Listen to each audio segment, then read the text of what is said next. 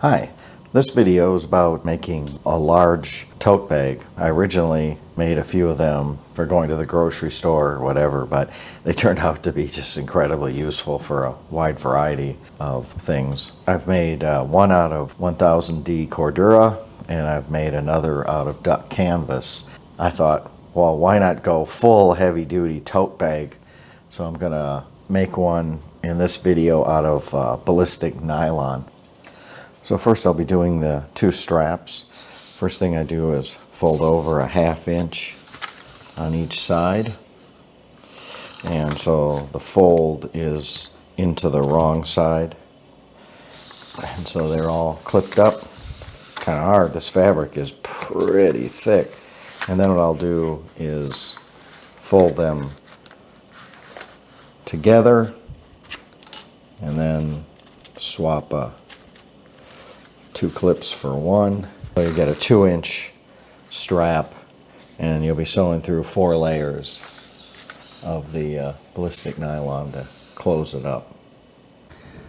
So I'm getting ready to sew the straps here. I'm using V135 bonded nylon thread, which is pretty thick stuff, and then a number 22 ballpoint needle.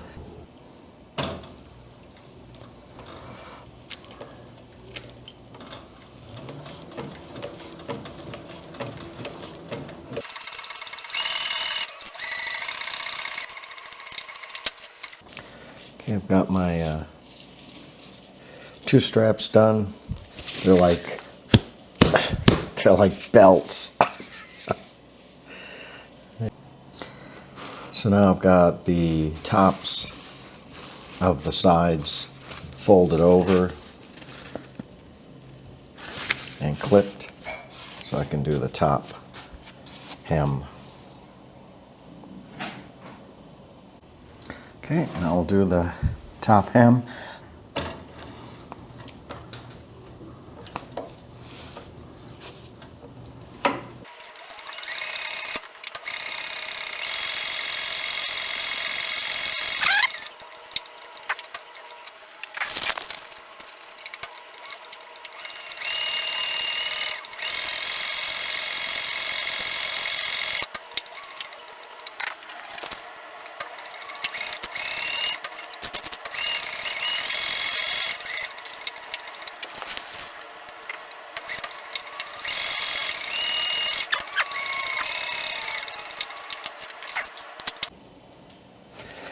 So I've got the hems done on top, and now I've just come in 3 inches on each side, and then I've made a mark 3 inches on the strap. So I'll just go in like so, and then where it's doubled over, and then it's doubled over on the hem, there'll be 6 layers of ballistic nylon. So I'll just do a box crisscross, and I'm attaching these straps to the outside of the bag. I kind of like them on the outside.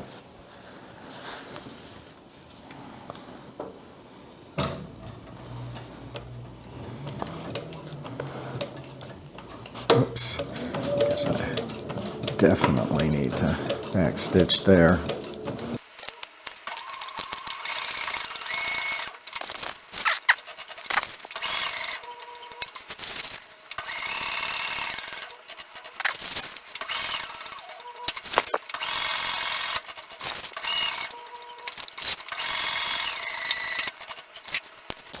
So now I've got all the sides clipped up. They're it's inside out.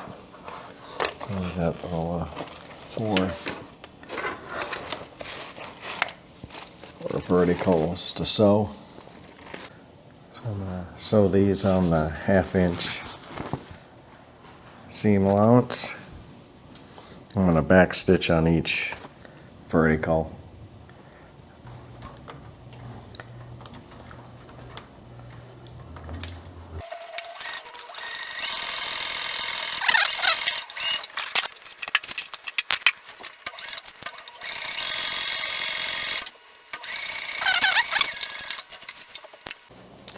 Okay, now the verticals are all done, and then I've clipped the bottom on.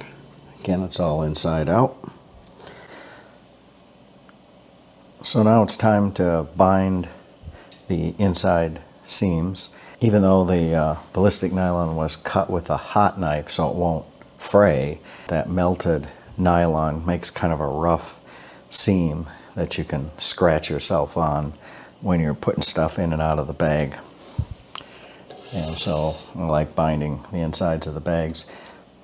So I bought a spare slider door here over the bobbin case, which is this black guy. I think I got it on eBay. I think it was for a Singer 111W.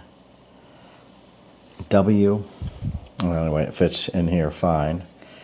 And I drilled 2 holes. I drilled and tapped 2 holes in this plate. And I put them in the thick, where the thick part of the metal is here. The standard location on a normal, home sewing machine or vintage sewing machine would have them down here, but the metal is way too thin. And it's really important that these screws do not extend below the level of this plate, because otherwise it'll catch the hook assembly and something will break or something bad will happen. So then you can, when you want to do binding, you can just slide this guy in.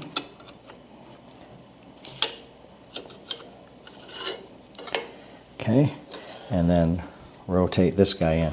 And you'll see I've also changed to a binding foot.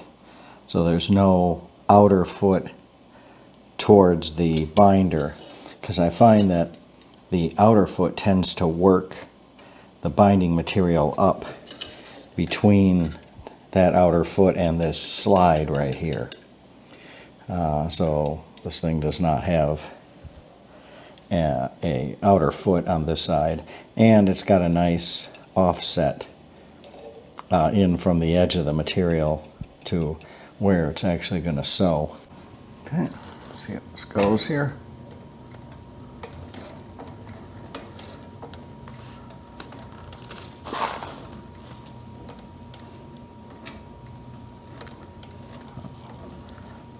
Back stitch. Kind of nice to have a swing binder to go back.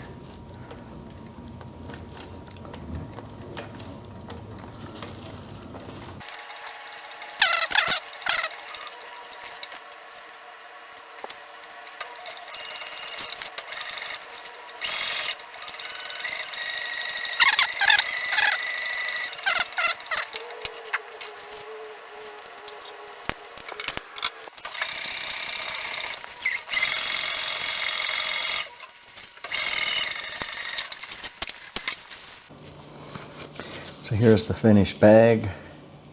It's a big one. Thanks for watching.